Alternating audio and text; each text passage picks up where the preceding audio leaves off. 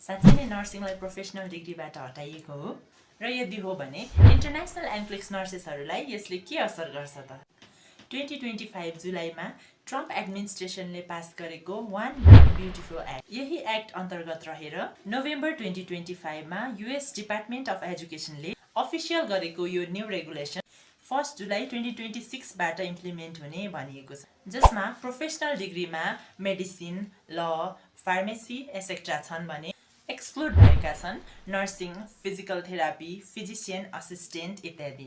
यसले specially federal student loan eligibility र nursing education प्रोग्राममा चाहिँ इफेक्ट पर्ने देखिएको छ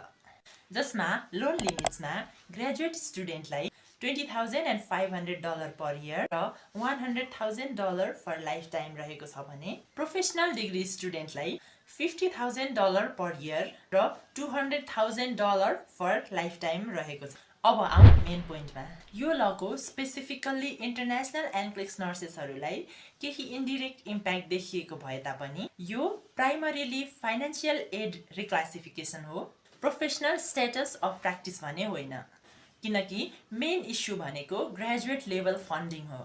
नर्सिङ चाहिँ स्टिल लाइसेन्स्ड प्रोफेसन नै हो यसका लागि स्टेट लाइसेन्सेड रिक्वायरमेन्टहरू भने इन्ट्याक्ट नै रहेको छ सो मेन प्रब्लम फन्डिङ नै भएको कारणले नर्सिङ इनरोलमेन्टमा भने कम हुने देखिन्छ जसका कारण अलरेडी हाई डिमान्डमा रहेको नर्सिङ प्रोफेसन सप्लाई कम भएर अझ डिमान्ड थपिन सक्छ सो यस्तै न्युज र अपडेटहरूको लागि फलो गर्नुहोला म यस्तै एन्क्लिक्स रिलेटेड अपडेटहरू लिएर आउनेछु जस्तै